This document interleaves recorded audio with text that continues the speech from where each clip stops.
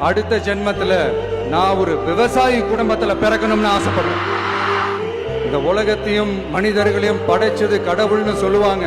ஆனா அந்த கடவுளுக்கே படையல் போடுற உயர்ந்த மனிதர்கள் தான் நம்ம விவசாயிகள்.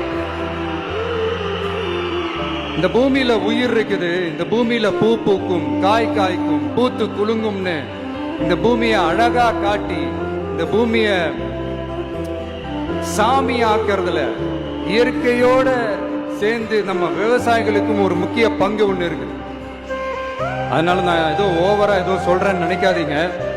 எனக்கு இந்த அடுத்த ஜென்மம் மறுபிறவியை பத்தி எல்லாம் எனக்கு தெரியாது. அது உண்மை அப்படின்னா அடுத்த ஜென்மத்துல நான் ஒரு விவசாயி குடும்பத்துல பிறக்கணும்னு ஆசைப்படுறேன்.